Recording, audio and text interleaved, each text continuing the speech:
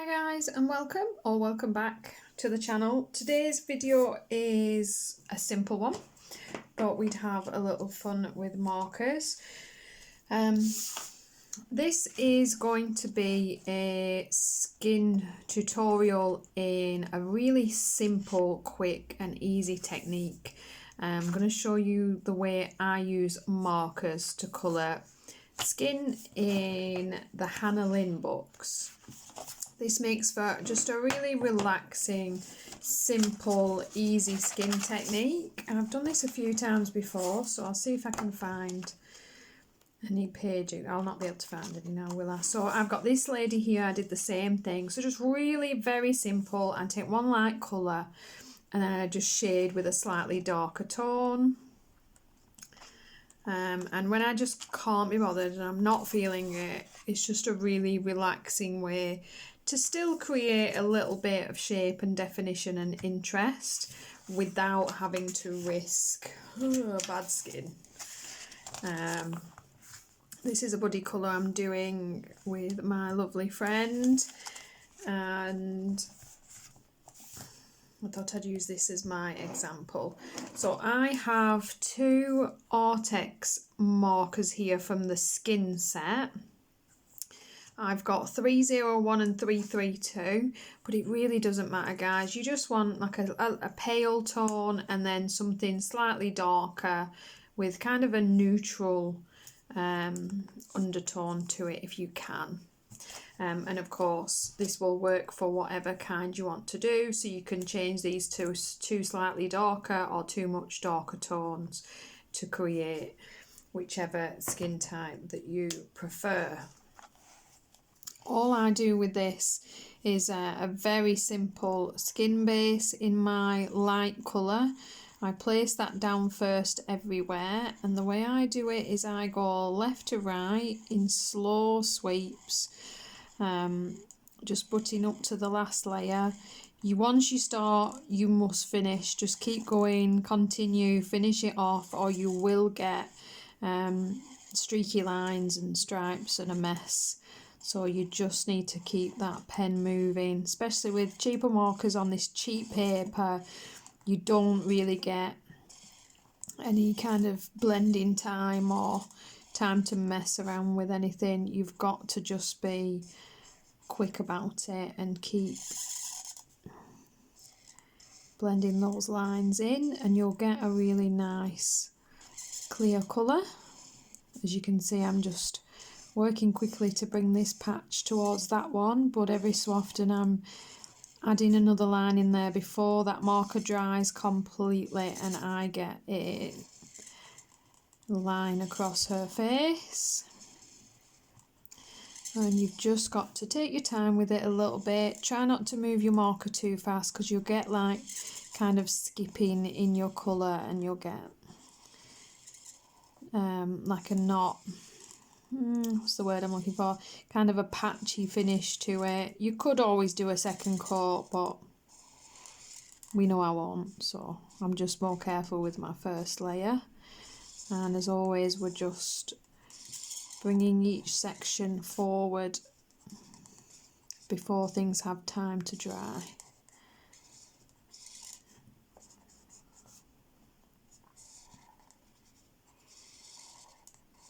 Just work that along, nice and simple. And you can get,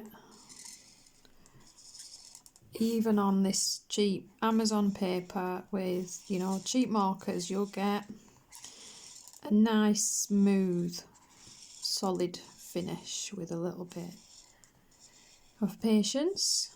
You could use your chisel tip, but I don't tend to. I don't find that you get as smooth a line or a finish, and I get irritated, and I just stick with the smaller tips.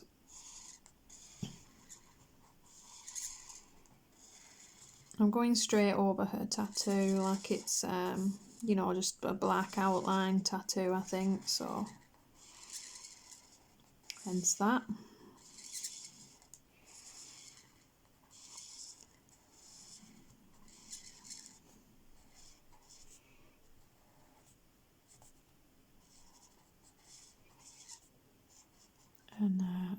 continue to work in this same manner for all of her skin. You have to bear with me a little bit here, guys, as we do all this base layer.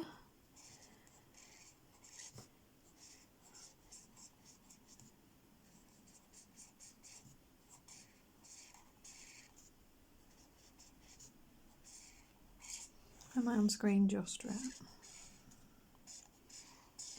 And yeah, I was going to do my page and I thought, well, take you guys with me on the journey. I know I haven't sat and shown you how I do this before, and I know how you guys like to see something new, interesting techniques, something different to try and play, and this is quite a nice, easy, simple one. I'm assuming that's a tattoo.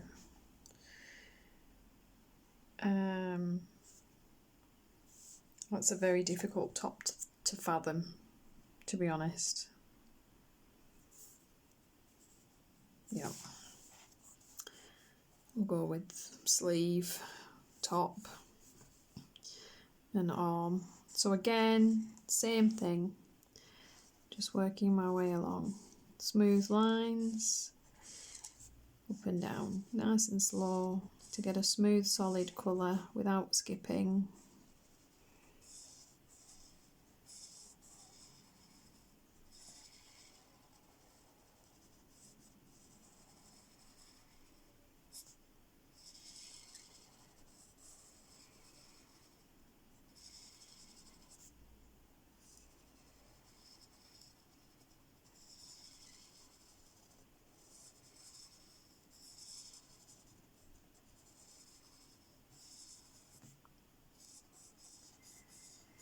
Right, and there we have it. One nice easy base layer. Of course, remembering to pop your paper underneath, because that will bleed straight through with those markers.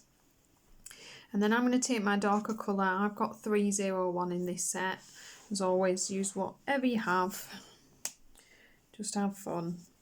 And all I tend to do is a very simple shadow technique. So I'm going to shadow under the hair.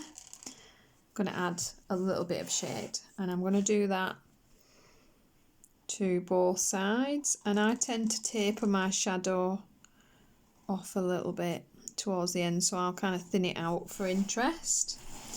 I always bring my shadow up the side of the face, and I do tend to bring it above the fold of the eye in there just a little, and kind of just taper it off into nothing.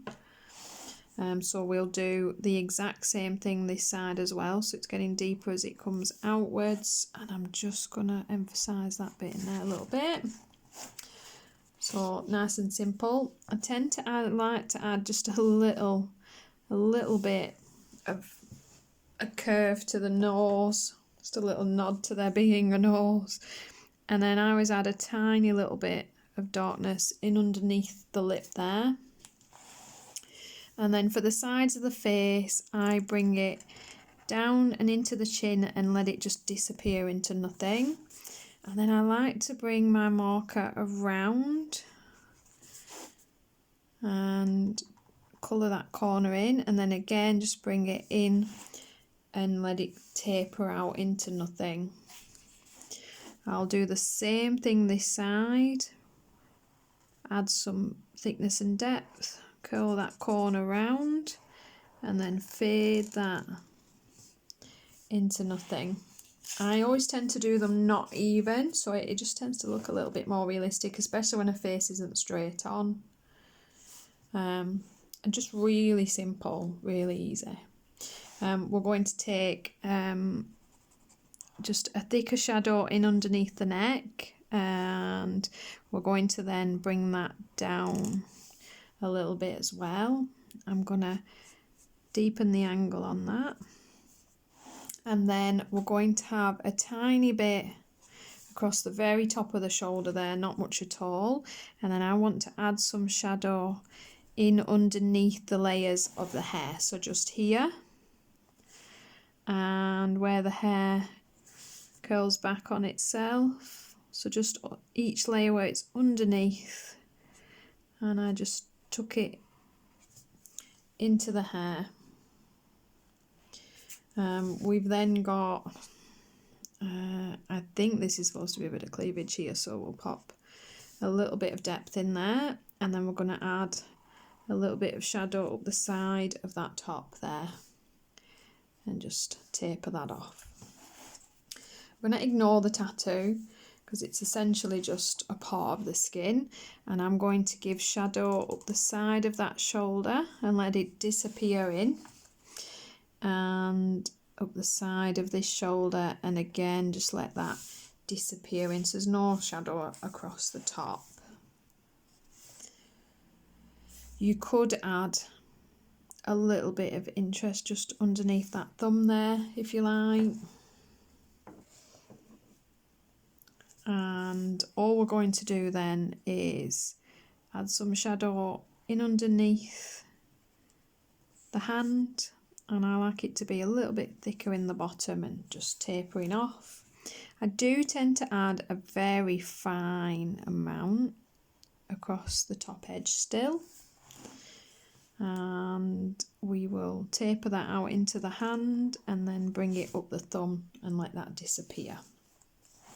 We're then going to pick where our shadows are going to be on the fingers. I'm going to go with this side and assume my light source is coming from up here, and I'm just going to add a little bit of colour in here. Just always being mindful of the shape you want to create. And it really is that simple. I'm not very good at marker, and especially on this kind of paper, I can't work any magic with these. I don't try and blend them. I don't get smart with any kind of alcohol blender pen, because to be honest, all it really does is muddy things up and remove the alcohol from the page, so you'll lose colour and end up quite patchy on this kind of paper. You need a blending paper for stuff like that if you're at my level. So I prefer to just lay my base colour down and then work with my shadow or whatever colour I'm trying to create on top. And I'm just kind of starting to play with these effects and bring my markers into bear.